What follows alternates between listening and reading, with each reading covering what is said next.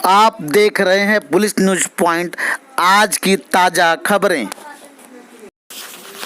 थाने शहर पुलिस आयुक्तालय के अंतर्गत चित्तलसर मानपाड़ा पुलिस स्टेशन की हद में एक मनोरुग्ण व्यक्ति ने एक नाबालिग लड़की के पीछे से पकड़कर अश्लील हरकतें करने लगा और उस लड़की ने उसके गाल के ऊपर काटकर उसकी पकड़ से छुटकारा पा करके भाग लिया, जिसकी जानकारी पत्रकार परिषद में वर्तमान नगर विभाग के सहायक आयुक्त नीलेश सोनोने ने दी। आइए देखते हैं खबरें विस्तार से। मॉल के सामने वाला जो ब्रिज है उस पर एक लड़की की जबरन जो है छेड़खानी की गई थी।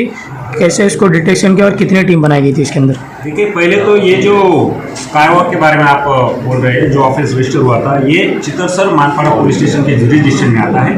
वहाँ जो स्काईवॉक था, एक तरफ कापड़वाड़ी पुलिस स्टेशन में जो आरमाल है, आरमाल, और एक तरफ चित्तलसर जुरिडिक्शन में पुलिस स्टेशन की जुरिडिक्शन में जो लॉकिंग कंपनी, इन दोनों को जोड़ने वाला जो स्काईवॉक है उसके ऊपर ये वारदात हुई थी 11 अगस्त 2022 को सुबह 6:30 बजे। तो इस दरमियान जो नाबालिग लड़की थी उन्होंने रिपोर्ट की पुलिस स्टेशन में कि उसके साथ ये हादसा हुआ है।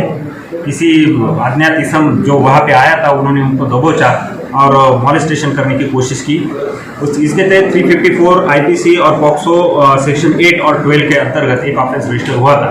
लेकिन जैसे कि देखा जाए, वहाँ पे जो जोड़ने वाले ये जो रास्ते हैं या बाहर आवागमन का जो रास्ता है, उसके ऊपर जितनी सीसीटीवी फुटेज हमें अवेलेबल हुए उसके आधार पर, और बिना कोई इसका कोई ये कनेक्शन नहीं था कि भाई ये जो संशयित है या जिसने ये वारदात की है उसके बारे में ना उसकी शक्ल पहचानी जा सकती है, इस तरह का सीसीटीवी फुटेज हमें ना मिला। उसके बाद इसके ऊपर का जो रिकॉर्ड है उसकी फोटो वगैरह कुछ मिली नहीं थी।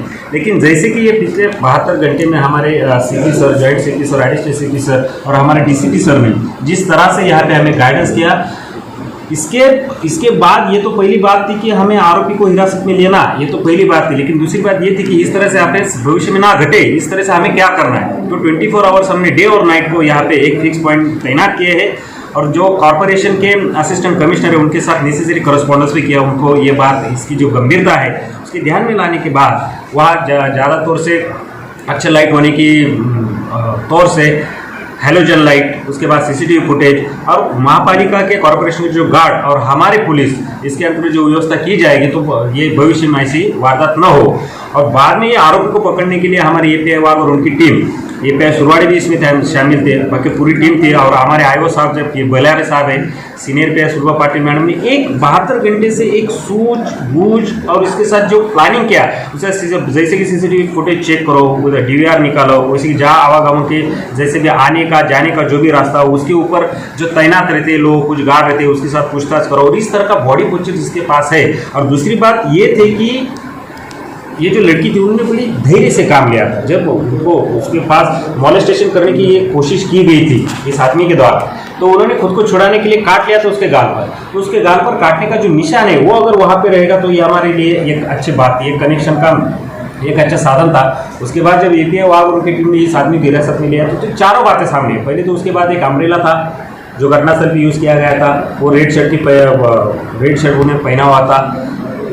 30-32 के उम्र का आदमी था और चौथी बात उनके बाएं गाल पे एक निशान थे काटने की। तो इसके आधार पर हमने हिरासत दिला, उन्होंने कबूल भी कर लिया कि उनसे गलती होगी, उन्होंने ये काम किया है।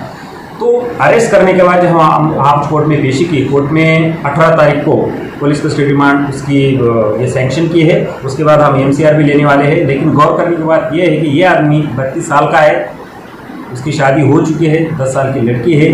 लेकिन उनकी जो थिंकिंग है वो थिंकिंग जैसे कि हम इसेंट्रिक थिंकिंग बोलते हैं उस प्रकार के है। इसके ऊपर एक एनसीबी दाखिल हुई है, हम रिकॉर्ड के ऊपर चेक कर रहे हैं कि ज़्यादा से ज़्यादा इस आरोपी को बाहर रखना कायदे के हिसाब से या समाज के हिसाब से ये गलत बात होगी। उसके ऊपर हम ज़्यादा गौर से ध्यान दे रहे हैं और इसका इन्वेस्टिगेशन आईओ पुलिस बिलार साहब कर रहे हैं। कौन से कलम लगाए आरोपी पर? इसके ऊपर देखो, अभी तो आईपीसी के 354A और पॉक्सो का जो सेक्शन 8 और 12 लगाया है।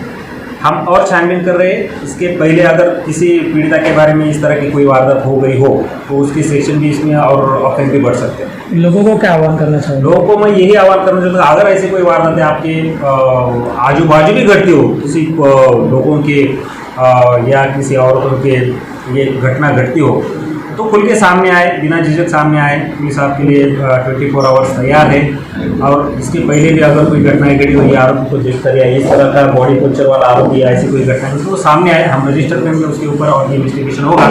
और ये आप भविष्य में इस तरह के वारदात न हो, इसलिए हमने पूरी तैयारी की है। हम कॉरपोरेशन के असिस्टेंट कमिश्नर, डिप्टी कमिश्नर है, उसके साथ हमेशा हमारा वार्तालाप चल रहा है, कोरस्पॉन्डेंस चल रहा है। हमारे 24 आवर्स हमारे लोग भी वहाँ पे तैनात है।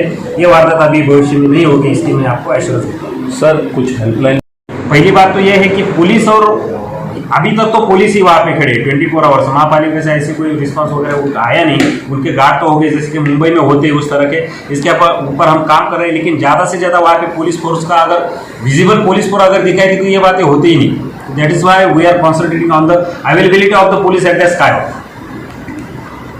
सर एक घटना होने के बाद में काफी सोशल मीडिया पे जागरूक है, बराबर। इससे पुलिस के ऊपर कितना प्रेशर है? देखिए, पुलिस के ऊपर तो प्रेशर इसका बढ़ ही गया था, ये बात तो आमतौर पर सही है। लेकिन जैसे कि 354 रजिस्टर होता है, पॉक्सो रजिस्टर होता है, आम भी बात होगी तो इसके बारे में हम गौर भी करते हैं, काम भी करते हैं, इन्वेस्टिगेशन भी करते हैं। लेकिन इस तरह की वारदातें अगर घटती है तो ये महिलाओं की सुरक्षितता से डायरेक्टली कनेक्शन हो जाता है। इसलिए इस केस में हम पे ज़्यादा प्रेशर था, ये बात तो सही है। लेकिन 72 आवर्स डायरेक्टली कंटिन्यूसली जिसका एफर्ट्स हमने किया था, उसका हमें ये रिजल्ट भी मिला और आपके सामने